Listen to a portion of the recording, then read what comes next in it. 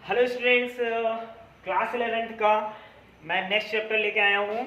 जैसे कि पहला चैप्टर का सेट समुच्चय, मैंने उसको सारे रेफरेंस दे दिया हुआ है और उसको लगाइए और ज़्यादा बेहतर तरीके से हम लोग ऑफलाइन में ही उसको अच्छी तरह से पढ़ेंगे। टॉपिक्स थोड़ा सा मॉडल जिब्रा का है तो कहीं ना कहीं उसमें आपको काफ़ी स्ट्रगल करना पड़ता है। कॉन्सेप्ट अच्छे से जो भी है वैनारिक के द्वारा मैं ऑफलाइन क्लास में जो भी बचा हो उसको ले लेता हूँ। तो चलिए मैं नेक्स्ट चैप्टर पढ़ाता हूँ आप लोगों को, सीक्वेंस एंड सीरीज, अनुक्रम तथा श्रेणी। तो क्लास 11th एनसीईआरटी मैथमेटिक्स का शायद 9वां चैप्टर होगा, सीक्वेंस एंड सीरीज। तो चलिए आज हम लोग जानते हैं कि सीक्वेंस मतलब अनुक्रम, अनुक्रम है क्या, अनुक्रम है क्या। तो सबसे पहले मैं बताता हूँ आपको अनुक्रम की डेफिनेशन, अनुक्रम है क्या। अनुक्रम एक प्रकार का फंक्शन है, यानी अनुक्रम एक ऐसा फलन है, अनुक्रम एक ऐसा फलन है जिसका प्रांत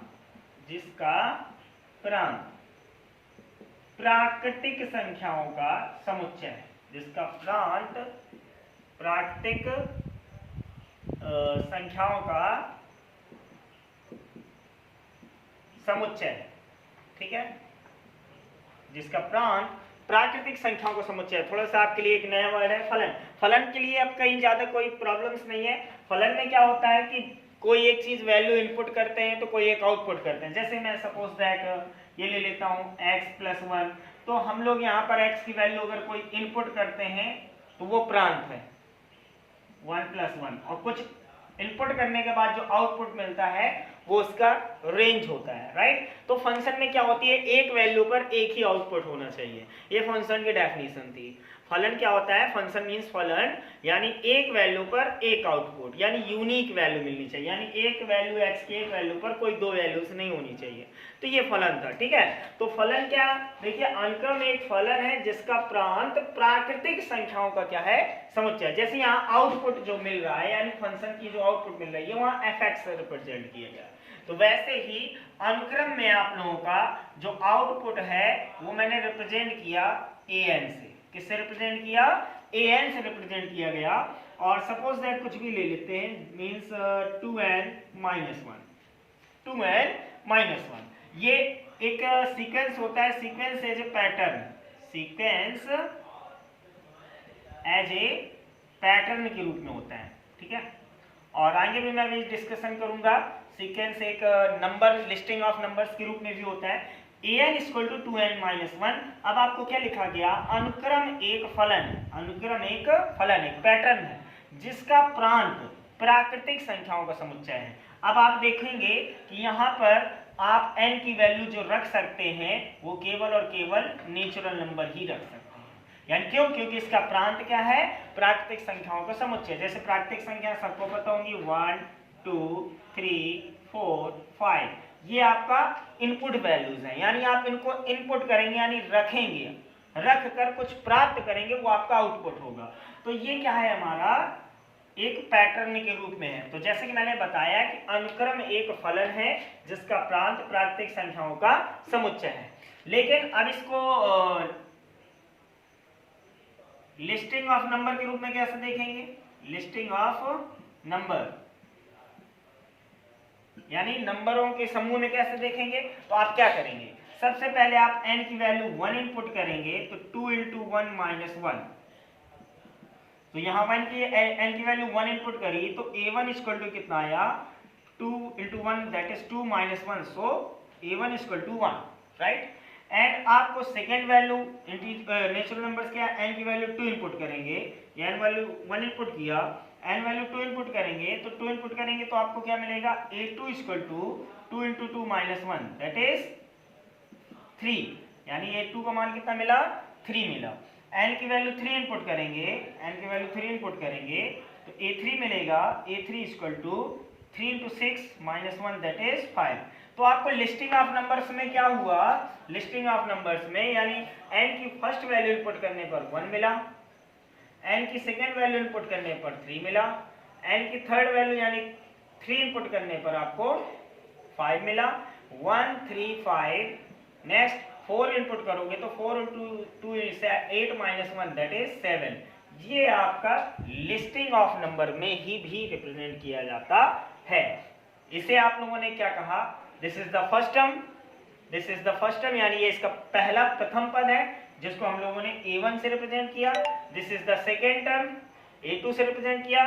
this is the third term, A3 से रिप्रेजेंट हुआ। This is the fourth term, A4 से रिप्रेजेंट किया। ऐसे ही चलेंगे।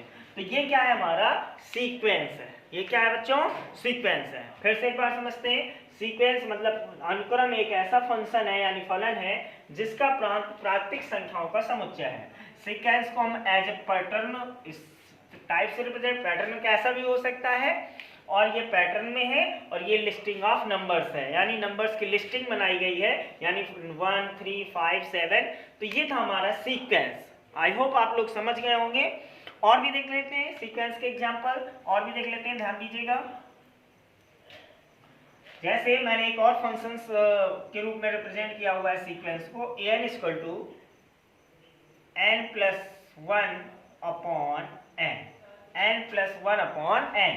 तो क्या है, अनुक्रम एक फलन है, ये एक फलन है जिसका प्रांत प्राकृतिक संख्याओं का समुच्चय है। जैसे n किसको बिलोंग करता है, प्राकृतिक संख्या, यानी कि केवल जो रखित के, प्रांत का मतलब होता है जो आप रख सकते हो, जो इनपुट कर सकते हो। तो इनपुट करने के लिए आपके पास क्या है, केवल प्राकृतिक संख्या है, प्राकृतिक संख्या है 1 2 3 4, यू नो प्राकृतिक संख्या है। तो केवल यही वैल्यू इनपुट कर सकते हो। तो n की वैल्यू 1 इनपुट करी, तो ध्यान दे देना, 1 + 1 2 अपॉन 1, राइट, 2 अपॉन 1। अब आपको n = 1 इनपुट करने पर ये आया, ये पैटर्न के रूप में हो गया। अब लिस्टिंग नंबर्स में कैसे रिप्रेजेंट करेंगे, n = 2 इनपुट करो, 2 इनपुट करेंगे, 2 + 1 3 अपॉन 2, ओके। n = 3 इनपुट करा, A3 = 3 + 1 अपॉन 2, 3 + 1 अपॉन 3, तो 4 अपॉन 3। आप समझ रहे हैं ना, n = 3 इनपुट करो, 3 + 1 कितना हो गया 4, और 3 4 अपॉन 3। सिमिलरली आप लोगों को एक पैटर्न लिस्टिंग ऑफ नंबर्स मिल रहा है सीक्वेंस का, वो क्या मिल रहा है बच्चों, बोलो, 2 and 3 upon 2 and 4 upon 3। Next number आप लोगों को समझ में आ रहा होगा, जो अंश है वो हर से एक अधिक है। अगर 4 है तो नेक्स्ट स्टेप में 5 होगा, और नीचे वाला एक कम होगा 4। नीचे अगला जो होगा, अगला सीक्वेंस का जो अगला पद होगा, अगला टर्म्स होगा, वो होगा 6 अपॉन 5, अगला होगा 7 अपॉन 6, राइट। तो दैट इज ए सीक्वेंस। ये हमारा क्या है, सीक्वेंस है, यानी कि अनुक्रम है। तो आई होप आप लोग समझ गए होंगे सीक्वेंस का मतलब क्या होता है, ठीक है। सीक्वेंस एक फंक्शन है जिसका प्रांत प्राकृतिक संख्याओं का समुच्चय है। हम लोग इसके क्वेश्चंस के बारे में डिस्कशन करेंगे। ये था हमारा सीक्वेंस की डेफिनेशन, ठीक है।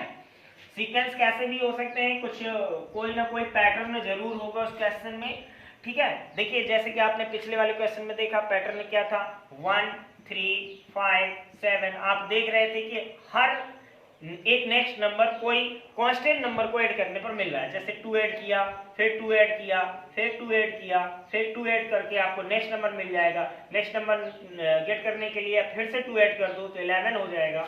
ऐसे ही आप पढ़ते हैं। तो ये पैटर्न था। अभी आपने दूसरे एग्जांपल्स में क्या देखा, 2 एंड 3 अपॉन 2 फ्रैक्शन, यानी भिन्नात्मक में नंबर ऑफ लिस्टिंग जो थी, लिस्टिंग ऑफ नंबर वो भिन्नात्मक टाइप्स में बढ़ रही थी, 3 अपॉन 2। नेक्स्ट जो भिन्न आ रही थी वो आ रही थी 4 अपॉन 3, यानी कॉन्जुगेटिव नेचुरल नंबर्स है, बट ऊपर वाला नेचुरल नंबर नीचे वाले से एक अधिक है। अगर अगला लिखोगे तो नेक्स्ट 4 के बाद क्या आएगा 5, तो इसमें एक लेस कर दो, यानी कितना आ जाएगा 4। नेक्स्ट अगर आपको, तो कहीं ना कहीं कोई ना कोई एक पैटर्न है, पैटर्न के अकॉर्डिंग चल रहा है, ठीक। अब देखिएगा जरा, अब देखिएगा, ध्यान दीजिएगा जरा, an = n स्क्वायर। जैसे मैंने अब देखिए दूसरा सीक्वेंस लिया, ये एक pattern set as a pattern मैंने नेक्स्ट एग्जांपल लिया। तो यहाँ पर अब n आपको पता है नेचुरल नंबर है, यानी n का वैल्यू 1 2 3 ही रख सकते हो नेचुरल नंबर, तो रखो जरा। n = 1 इनपुट किया तो कितना हो गया, 1 की स्क्वायर 1, 2 इनपुट किया, a2 = 2 स्क्वायर 4, 3 इनपुट किया, 3 स्क्वायर 9, 1 4 9, ऐसा कुछ, ठीक है। तो ये भी हमारे कहीं ना कहीं लिस्टिंग ऑफ नंबर में क्या लिखेंगे इसको, 1 first term 1, second term 4, third term 9। तो ये जो गेट कर रहे हैं हम लोग, इनपुट करके जो आउटपुट मिल रहा है, वो जो नंबर्स मिल रहे हैं आउटपुट पर, उनको एक लिस्ट नंबर लिस्ट में हमने रिप्रेजेंट कर दिया आगे बढ़ते हुए। 1 4 9, नेक्स्ट नंबर 16 होगा, 25 होगा। आप समझ गए होंगे कि जितने भी नेचुरल नंबर है उनकी स्क्वायर्स आगे लिखते जाए। जैसे 5 की स्क्वायर 25, 6 की स्क्वायर 36, नेक्स्ट नंबर 36, एंड 36 के बाद नेक्स्ट नेचुरल नंबर 6 की स्क्वायर के बाद 7 स्क्वायर, 8 स्क्वायर, ऐसे आपको मिलता जाएगा। तो ये हुआ हमारा, ये भी एक क्या है, एक सीक्वेंस है। ये भी क्या है हमारा, एक सीक्वेंस है। देखिए बहुत सारे पैटर्न्स हैं। एक और पैटर्न्स ले लेता हूं मैं, an इक्वल टू 2 की power n, an equal to 2 की पावर n। ये देखो, ये भी मैंने एक फंक्शन के रूप में रिप्रेजेंट कर दिया। अब n का वैल्यू आपको पता है, प्रांत प्राकृतिक संख्याओं का समुच्चय 1 2 3 4 रखते जाइए जरा। 1 रखेंगे तो a1 इक्वल टू 2 की पावर 1 यानी 2, फिर n की जगह 2 रखेंगे तो 2 की पावर 2, n की जगह 3 रखेंगे तो 2 की पावर 3, n की जगह 4 रखेंगे तो 2 की पावर 4। ये 2 हो गया, ये 4 हो गया, ये 8 हो गया और ये 16 हो गया। तो आप देख रहे हैं कि जो लिस्टिंग ऑफ नंबर में आएंगे, लिस्टिंग ऑफ नंबर, तो सीक्वेंस क्या बनेगी, सीक्वेंस क्या बनेगी। फर्स्ट टर्म कितना है 2, सेकेंड टर्म कितना है 4, थर्ड टर्म कितना है 8 एंड फोर्थ टर्म कितना है 16, राइट। तो ये हो गया हमारा a1, ये हो गया a2, ये हो गया a3, ये हो गया fourth term. First term will be 2, second term will be 4, third term will be 8 and fourth term will be 60। तो ये भी देखिए आपको कुछ कोई ना कोई इसमें स्पेसिफिक, इसमें भी पैटर्न बना हुआ है। जैसे 2 का मल्टीप्लाई करके आप नेक्स्ट नंबर को गेट कर रहे हैं। जैसे देखो 2 2 जा 4, 4 2 जा 8, 8 2 जा 16 एंड 16 का 2 से मल्टीप्लाई करोगे तो 32 आएगा। 32 के बाद अगर नेक्स्ट नंबर आपको फाइंड करना है तो फिर से 2 का मल्टीप्लाई कर दो, 64। That is a sequence, that is a sequence. ये भी एक क्या है, सीक्वेंस। तो आप लोगों को सीक्वेंस के बारे में समझ में आ गया होगा कि सीक्वेंस है क्या। सीक्वेंस के बाद हम लोग आते हैं प्रोग्रेशन। प्रोग्रेशन, प्रोग्रेशन का है, देखिए प्रोग्रेशन क्या होता है, ठीक है, प्रोग्रेशन को जानना जरूरी है। तो अनुक्रम, अनुक्रम, ऐसा अनुक्रम जिसमें कोई स्पेसिफिक पैटर्न हो, स्पेसिफिक पैटर्न हो, क्या कहलाएगा, प्रोग्रेशन कहलाएगा, ठीक है ना। प्रोग्रेशन श्रेणी जिसे कहेंगे, ठीक है। तो देखिए प्रोग्रेशन में क्या होता है, कोई स्पेसिफिक पैटर्न हो। अब स्पेसिफिक पैटर्न्स में दो प्रकार से होते हैं। एक हम लोगों को अर्थमेटिक प्रोग्रेशन पढ़ना होगा और एक हमें पढ़ना होगा ज्योमेट्रिक प्रोग्रेशन। होने को और भी होती है, हार्मोनिकल प्रोग्रेशन होती है, हरात्मक श्रेणी, इसे कहते हैं समांतर श्रेणी। क्या कहते हैं, समांतर श्रेणी। और इसे क्या कहेंगे, गुणोत्तर श्रेणी, ठीक। तो क्या है, ऐसा अनुक्रम जिसमें कोई स्पेसिफिक पैटर्न हो। अब देखिए आपने 4 एग्जांपल देखे अनुक्रम के, सब में अपना अलग अलग पैटर्न था कि नहीं था, आप लोगों ने देखा होगा। 3-4 एग्जांपल दिए मैंने, सब में अपना अलग अलग एक पैटर्न था, ठीक है ना। फिर से मैं शायद उन एग्जांपल्स को शो कर दूं, आई होप आपको समझ में आ जाएगा। ये नोट पॉज करके नोट कर लीजिएगा। तो देखिए फिर से उन एग्जांपल्स को हम देखा। पहला आया था बच्चों, जैसे 1 3 5 7, फर्स्ट एग्जांपल ये था सीक्वेंस का। सेकेंड एग्जांपल था 2 3/2, 4/3, 5/4, 6/5, ये भी एक सीक्वेंस है। थर्ड नंबर आया था 1 4 9 16 25 36 so on. And fourth pattern आया था आपका लिस्टिंग नंबर्स में 2 4 8 16 32 सो ऑन, राइट। तो ये हमारा था पैटर्न सीक्वेंस, ये हमारे क्या थे, सीक्वेंस। अब देखिए क्या होता है कि अर्थमेटिक प्रोग्रेशन में क्या होता है, कोई स्पेसिफिक पैटर्न ही होना चाहिए। स्पेसिफिक पैटर्न में मतलब क्या होता है कि जैसे एक ऐसा अनुक्रम जिसमें दो क्रमागत पदों के बीच अंतर समान, जिसमें दो क्रमागत पदों के बीच अंतर समान, या हम ऐसा कह सकते हैं अथवा ऐसा भी कह सकते हैं, एक ऐसा अनुक्रम जो किसी नियत संख्या को जोड़ने पर प्राप्त हो। एक ऐसा अनुक्रम जिसमें दो क्रमागत पदों के बीच अंतर समान हो, या हम ऐसे कह सकते हैं एक ऐसा अनुक्रम जिसमें नियत संख्या को जोड़ने पर प्राप्त हो, क्या कहलाती है? Arithmetic progression. ऐसी अनुक्रम क्या कहलाएंगी? समांतर श्रेणी कहलाती है। अब आपके सामने ऊपर 4 एग्जांपल दिए अनुक्रम के, जरा देखिए किसमें ऐसा रूल्स फॉलो हो रहा है, किसमें ऐसा पैटर्न फॉलो हो रहा है। जैसे एक ऐसा अनुक्रम जो नियत संख्या को जोड़ने पर प्राप्त हो रहा है, जैसे 1 में 2 जोड़ा था तो कितना आया था? 3, 3 में 2 जोड़ा था 5 आया, 5 में 2 जोड़ा था 7 आया, 7 में 2 जोड़ दिया कितना आएगा? 9। अगर नेक्स्ट फाइंड करना है तो फिर से 2 ऐड कर दो 11।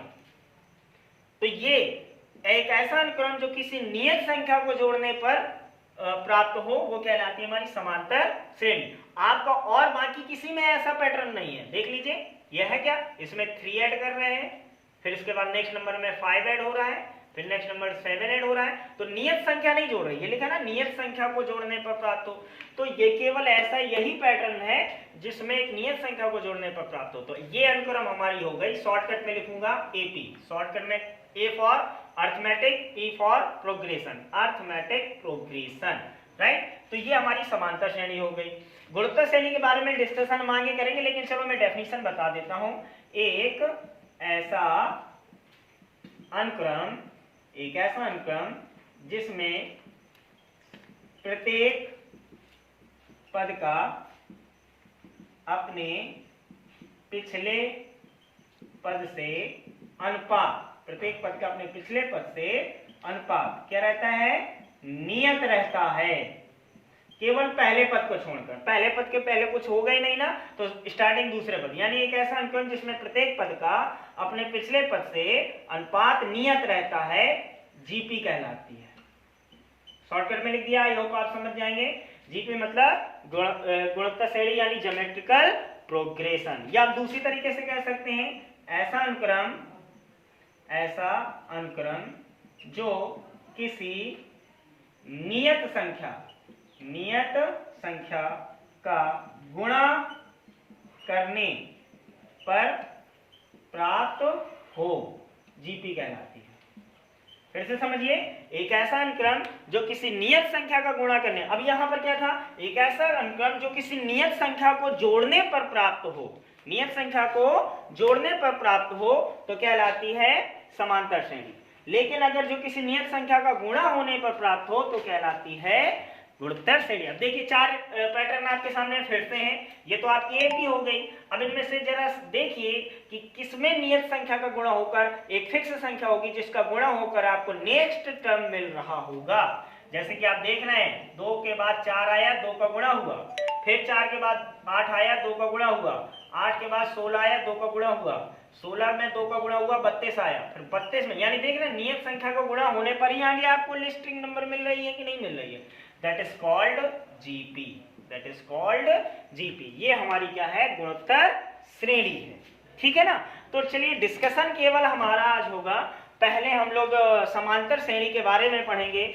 समांतर श्रेणी की डेफिनेशन आपकी हो चुकी है। समांतर श्रेणी की डेफिनेशन के बाद हम समांतर श्रेणी के कुछ फॉर्मूले पढ़ेंगे, तो उनके बारे में चलिए आज जानते हैं। तो ये आपको पता चल गया, ये आपका प्रोग्रेशन का मतलब क्या हुआ, ठीक। और ये जो सीरीज था, चैप्टर का नाम था sequence and series, sequence and series. Series मतलब श्रेणी, सीरीज मीन्स श्रेणी। श्रेणी क्या होता है? जब किसी अनुक्रम को योगफल के रूप में रिप्रेजेंट कर देते हैं, योगफल के रूप में व्यक्त करते हैं, तो वो सीरीज कहलाती है। जैसे एक अनुक्रम ले लेते हैं, ऐसे यही था 1 3 5 7 9, तो इसको हम किसमें प्लस लगा के लिख दें, प्लस करके लिख दें, तो ये कहलाने लगती है श्रेणी। क्या कहने लगती है? श्रेणी। अब ये कौन सी, इसमें एक स्पेशल पैटर्न है, ये प्रत्येक पद में 2 को जोड़ने पर प्राप्त हो रहा है, तो ये एपी है। क्या है ये? एपी। तो अब ये कहलाने लगेगी श्रेणी कहलाने लगेगी, ठीक है, जैसे हम कह सकते हैं 2 + 4 + 8 + 16 + 32, ये अब आपकी क्या कहलाने लगेगी, श्रेणी।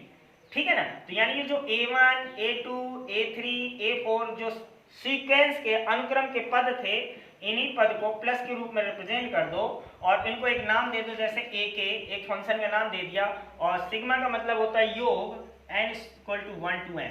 ठीक है, यानी इसी श्रेणी को यानी जितने योगफल के रूप में लिखे शॉर्टकट में लिख दिया, sigma is run n is run by 1 to n, यानी n का मान n का नहीं k का मान, यहाँ k रिप्रेजेंट किया, k का मान 1 से लेकर कहाँ तक है, n तक है, तो k का वैल्यू 1 रखेंगे तो आपको a1 मिलेगा, k का वैल्यू 2 रखेंगे तो आपको a2 मिलेगा, k का वैल्यू 3 रखेंगे आपको a3 मिलेगा, ऐसे कहाँ तक रखना है, n तक रखना है, तो आपको an मिल जाएगा, और जितने भी टर्म्स मिलेंगे सिग्मा बताता हूँ उनका योग। तो ये हमारी हो गई श्रेणी।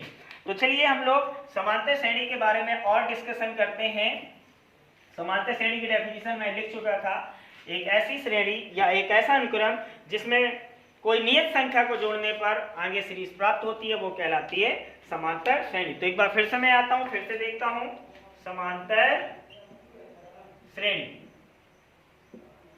समांतर श्रेणी शॉर्टकट में एपी अरिथमेटिक प्रोग्रेशन। तो क्या लिखा, एक ऐसा अनुक्रम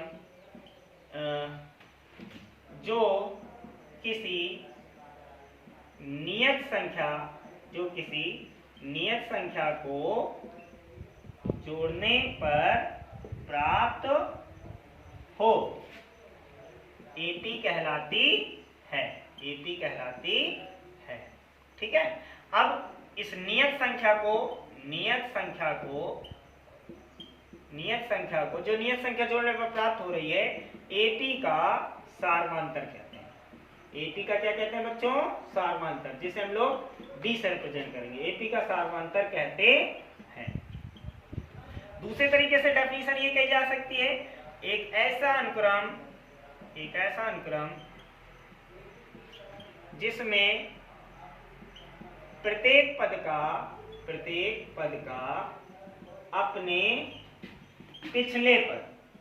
अपने पिछले पद से अंतर क्या रहे, समान रहे, निश्चित रहे, नियत रहे, एपी कहलाती है। डेफिनेशन फिर से मैंने लिख दी, एक ऐसा अनुक्रम जिसमें प्रत्येक पद का अपने पिछले पद से अंतर समान रहे, एपी कहलाती है, और इस अंतर को क्या कहते हैं, एपी का सारमांतर। ठीक है, एग्जांपल से देख लेते हैं फिर से, जैसे 5 8 11 14 so on। ठीक, आपको ये चेक करना है कि ये एक अनुक्रम है, ये अनुक्रम एपी है या नहीं, एपी है या नहीं। तो आपको देखना होगा कि ये जितने भी पद है उसका अपने पिछले पद से अंतर, यानी प्रत्येक पद का अपने पिछले पद से अगर अंतर समान है तो क्या होगा, ये एपी होगी। देखिए ये फर्स्ट टर्म है, अनुक्रम के फर्स्ट टर्म को a1 से व्यक्त किया था, सेकेंड को a2 से, थर्ड को a3 से, फोर्थ को a4 से, फोर्थ टर्म को, चौथे पद को। ठीक है, ऐसे आगे आपको बहुत सारे पद होंगे, नहीं होंगे क्या बताओ। अगर आपको नेक्स्ट नंबर चाहिए तो अगर आप समझ गए होंगे तुरंत बता सकते हैं, तो पहले चेक करिए, यानी प्रत्येक पद का अपने पिछले पद से अंतर, यानी पहले पद के छोड़कर, पहले पद के पहले कुछ नहीं होगा तो दूसरे का पहले से अंतर, यानी a2 - a1, तीसरे का अपने पिछले पद से अंतर तो a3 - a2, चौथे का तीसरे पद से अंतर a4 - a3। तो बताइए जरा, 8 - 5 यानी 3, 11 - 8 यानी 3, 14 - 11 यानी 3, सभी बराबर आ रहे हैं, नहीं आ रहे क्या, प्रत्येक पद का अपने पिछले पद से अंतर बराबर आ रहा है, इसी अंतर को क्या कहते हैं, श्रेणी का सारमांतर कहते हैं। इसे हम लोग डिफरेंस, कॉमन डिफरेंस डी से रिप्रेजेंट कहते हैं। तो d = 3, अगर ये d सेम आ रहा है तो ये हमारी एपी होगी, क्लियर हुआ। तो एपी की कहीं ना कहीं आपको डेफिनेशन क्लियर हो गई, और इसके बाद हम लोग इसके कुछ फार्मूलेस के बारे में पढ़ेंगे। तो चलिए हम लोग जानते हैं, आप लोग एक बात समझ लीजिए, दो चीजें बहुत आवश्यक हैं एपी के लिए, दो चीजें बहुत आवश्यक हैं, वो क्या है, ध्यान दीजिएगा। एक, अगर मैं आपसे बोलूं कि कोई एपी बनाओ, तो आप सोचोगे मैं स्टार्ट कहाँ से करूं। सबसे पहले ये पता है कि कोई नियत संख्या जोड़ते चले जाओ, कोई नियत संख्या जोड़ते चले जाओ तो आप जाने कितनी एपी बना सकते हो। लेकिन आपका सबसे पहले दिमाग में क्वेश्चन आता है कि फर्स्ट टर्म क्या रखूं। अगर आपने फर्स्ट टर्म सोच लिया जैसे मैं 5 से स्टार्ट करूं, कुछ लोग सोचते हैं मैं 3 से स्टार्ट करूं, कुछ लोग सोचेंगे 9 से स्टार्ट करूं। ठीक है, मायने क्या रखता है सिलेक्शन उस फर्स्ट टर्म का, फर्स्ट टर्म क्या है।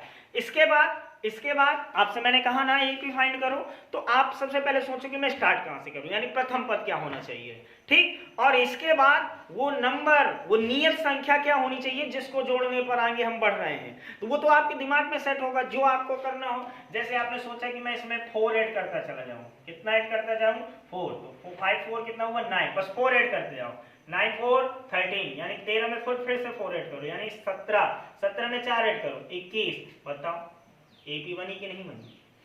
तो क्या मायने रखता है, प्रथम पद मायने रखता है।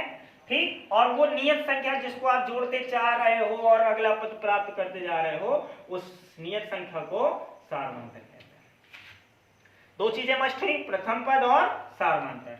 चलिए 3 है, 3 के बाद आप सोचेंगे मैं क्या करूं, आप सोचोगे मैं 7 ऐड करता चलूं, तो 3 में 7 ऐड किया 10, फिर से 7 ऐड करो 17 हो गया, फिर से 7 ऐड करो कितना हो गया 24 हो गया, 17 7, ऐसे ऐड करते चले जाओ। ये भी एपी है, अंतर हमेशा बराबर आ रहा है कि नहीं है, 7 के अंतर 7 के अंतर 7 का, जब नियत संख्या जोड़ते जा रहे हो तो अंतर बराबर आएगा।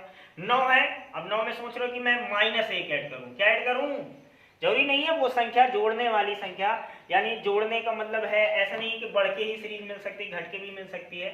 9 में -1 जोड़ो तो ये 8 हो गया, 9 में -1 जोड़ोगे तो 9 में 1 घटेगा बच्चों 8, फिर 8 में फिर से -1 जोड़ो या घटाओ, ठीक है, तो कितना हो गया 7, फिर से घटाओ 6, ऐसा। या हम कह सकते थे जैसे सपोज दैट फर्स्ट टर्म ले लिया हमने 6, अब हमने -2 घटाया, तो 6 में -2 घटाओगे मतलब 6 में 2 घटाओगे 4 आएगा, 4 में 2 घटाओगे यानी 2 आएगा, फिर 2 में 2 घटाओगे 0। ये भी हमारी एपी है, ये भी हमारी एपी है। जरूरी नहीं है कि सार्वंतर पॉजिटिव ही हो, अंतर वो जा रहा है पॉजिटिव ही हो, निगेटिव भी हो सकता है। निगेटिव है तो कहीं ना कहीं श्रेणी जो समांतर श्रेणी होगी हमारी घटकर प्राप्त हो रही होगी। तो ये था हमारा समांतर। तो आपको मैं 2 चीजें बताना चाहता था, प्रथम पद इंपॉर्टेंट है और सार्वंतर इंपॉर्टेंट है। अगर प्रथम पद और सार्वंतर क्लियर है तो आपको उस एपी के कोई भी पद को फाइंड कर सकते हैं। फिर से समझिए, अगर आपको प्रथम पद मालूम है और आपको सार्वंतर मालूम है जिसको जोड़ने पर आगे हम बढ़ रहे हैं, तो बताइए आपको कौन सा पद नहीं चाहिए। जैसे पहला पद मालूम चल गया, सार्वंतर मालूम चल गया, तो आप देखो श्रेणी बनाते चले जा रहे हो, 21 में 4 जोड़ो 25 आएगा, फिर अगला पद ज्ञात करना है 25 में फिर से 4 जोड़ो 29 आएगा। क्लियर है। तो आपको ये जैसे 5वां पद है 6वां पद हो जाएगा 25, 7वां पद हो जाएगा 29। लेकिन अब एक दिमाग में क्वेश्चन आता है, किसी ने कह दिया कि इस समांतर श्रेणी का 50वां पद ज्ञात करो। कौन सा पद ज्ञात करो 50वां। तो जैसे ये पहला है, दूसरा है, तीसरा है, चौथा है, 5वां है, 6वां, 7, तो क्या आप ऐसे 7 जोड़ कर देखोगे क्या, 4 जोड़ कर देखोगे क्योंकि 50वें पद में क्या आएगा। तो कोई अगर व्यापक पद, बहुत बड़ा पद ज्ञात करना है श्रेणी का, तो उसके लिए चलिए हम कुछ कॉन्सेप्ट पढ़ते हैं। तो आइए तो देखते हैं, यदि किसी एपी का प्रथम पद मैंने ए मान लिया और सार्वंतर डी मान लिया, तो देखिए एपी क्या तैयार होगी। एपी क्या, तो मैंने आपसे बोला था ना 2 चीजें मस्ट हैं, एक तो प्रथम पद और एक सार्वंतर। प्रथम पद हमने ए मान लिया, अब प्रथम पद क्लियर हो गया, तो सार्वंतर वह नियत संख्या होती है जिसको जोड़ते चले जाओ, समांतर श्रेणी का अगला पद मिलता जाएगा। तो देखिए ए में हमने डी जोड़ा तो नेक्स्ट हो गया a प्लस डी, फिर से डी जोड़ दो तो आपको a प्लस 2d मिला, फिर से डी जोड़ दो तो a प्लस 3d मिला, ये चौथा पद हो गया। 5वां पद ज्ञात करने के लिए फिर से वही नियत संख्या जोड़ दो, तो a प्लस 3d में d जोड़ोगे तो a प्लस कितना आएगा 4d। ऐसे ही जिसे कहते हैं समांतर श्रेणी का पहला पद, यानी t1 से रिप्रेजेंट कर सकते हैं अथवा a1 से रिप्रेजेंट कर सकते हैं, t1 से या a1 से। ये t2t मतलब होता है यहाँ पर ना, t का मतलब ऐसा होता है कि t का मतलब होता है टर्म, t का मतलब क्या होता है टर्म, टर्म का मतलब पद, और t1 लिख दिया यानी फर्स्ट टर्म यानी प्रथम पद। ठीक है ना। तो T1 या अथवा A2 से रिप्रेजेंट करते हैं। ये T3 हो गया, ये T4 फोर्थ टर्म हो गया, ये फिफ्थ टर्म हो गया। हाँ, तो अब हम लोग पढ़ते हैं general term of an AP, यानी एक समांतर श्रेणी का व्यापक पद। जैसे मैंने आपसे अभी क्वेश्चन किया था, तो श्रेणी का 50वां पद निकालो, तो उसके लिए हम एक फार्मूला पढ़ रहे हैं। ठीक है, समांतर श्रेणी का व्यापक पद अथवा nवां पद। कौन सा पद? nवां पद। आपने देखा तीसरे पद को T3 से व्यक्त किया गया, चौथे पद को T4 से, पांचवें पद को T5 से। जैसे अगर मैं 10वें पद को रिप्रेजेंट करना चाहूं तो T10 से रिप्रेजेंट करोगे। और एक लॉजिक समझ में आ रहा होगा कि सेकेंड टर्म में सब में कोई ना कोई एक लॉजिक है कि अगर मैंने तीसरा पद निकाला है, कहीं चेंज नहीं आया है, तीसरे और चौथे पद में चेंज केवल इतना आया है कि अगर तीसरा पद निकाला है तो D के गुणे में 2 आया है, चौथा पद निकाला है तो D के गुणे में 3 आया है, पांचवा पद निकाला है तो D के गुणे में 4 आया, यानी जौन सा पद चाहिए उससे एक कम आया है। अगर मैं 10वें पद की बात करूं तो बस केवल D के ही गुणांक में चेंज आएगा। वो क्या होगा? 10 में घटा तो 9, A + 9D होगा। अगर मैं आपसे 25वें पद की बात करूं तो केवल D के गुणांक में चेंज आएगा, वो भी 25 से कम 24। तो इसलिए nवें पद को हम लोग Tn से रिप्रेजेंट करेंगे, Tn से, और वो होगा A + D के गुणे में इस n से एक कम होगा, n से एक कम होगा अर्थात n में घटा देंगे। ये हमारा सूत्र हुआ किसी समांतर श्रेणी के व्यापक पद का।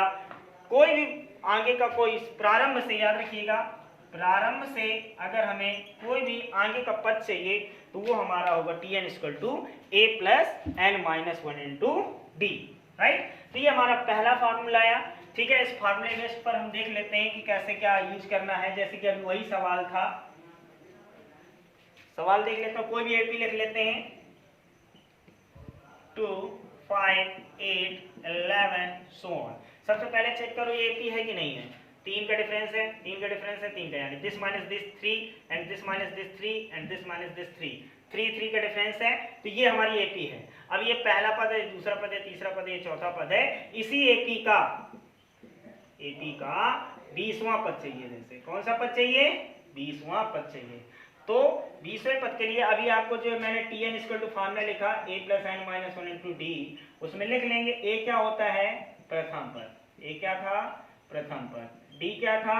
सार्वमांतर। D क्या था बच्चों? सार्वमांतर, जो कैसे निकाला जाता है? दूसरे पद में घटाएंगे पहले पद को। और n क्या था? पदों की संख्या।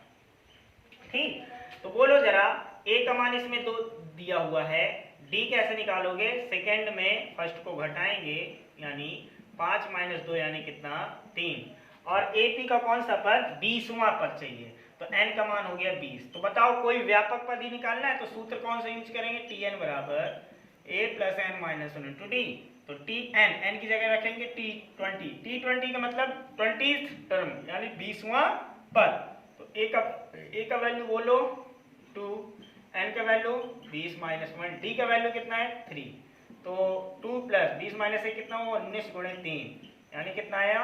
57, 57 कितना हुआ? 59। ठीक है, 59 हो गया। ये हमारा हो गया 20वां पद। ठीक है, तो कहीं ना कहीं आप लोगों को कुछ समझ में आया होगा। ये समांतर श्रेणी का पद था। तो चलिए अभी इसके बारे में थोड़ा सा बाद में डिस्कशन और भी करते हैं। और भी सारे फार्मूले हैं। फार्मूले में हम जैसे नेक्स्ट फार्मूला है, जैसे यदि किसी समांतर श्रेणी में अंतिम पद ज्ञात हो, अंतिम पद ज्ञात हो, यदि कोई समांतर श्रेणी में अंतिम पद भी ज्ञात हो और पदों की संख्या ज्ञात करनी हो, और पदों की संख्या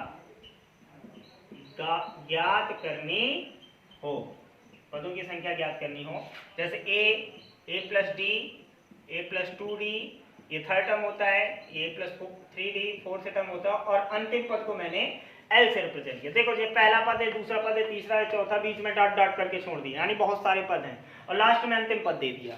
तो देखिए जो अंतिम पद होता है वही हमारा nवां पद होता है, यानी nवां पद ही हमारा क्या मान लेते हैं? अंतिम पद। तो जो Tn बराबर फार्मूला था a plus n minus one into d, तो Tn की जगह यूज कर लेंगे L equal to a plus n minus one into d. तो अगर आपको किसी भी समांतर श्रेणी के साथ साथ उसका अंतिम पद ज्ञात है और उसमें कितने पद हैं, उसके लिए फार्मूला यूज करेंगे। एग्जांपल्स देख लेते हैं। Examples 3, 5, 7, 9 and that is last में हमारा 89। ठीक है, जैसे ये मैंने लिख दिया हुआ है, ठीक है, ये लिख दिया है और ये आपका 80 है। कितने पद हैं, क्वेश्चन मैंने कर लिया कितने पद हैं, कितने पद हैं, यानी ये पहला पद, ये दूसरा पद, तीसरा, चौथा पद, बीच में बहुत सारे और लास्ट में अंतिम पद। बोलो a बराबर है 3, d कितना है 5 माइनस 3, 5 माइनस 3 यानी कितना हुआ 2। ये l है, l ना समझिएगा, ये l है, l यानी अंतिम पद 89 है। तो क्या पूछ रहा है, कितने पद हैं, अर्थात पदों की संख्या। मैंने क्या लिखा, पदों की संख्या ज्ञात करनी हो तो ये फॉर्मूला यूज करते हैं, l equal to a plus n minus one into d. l है 89, a कितना है 3, n आपको फाइंड करना है, d कितना है 2।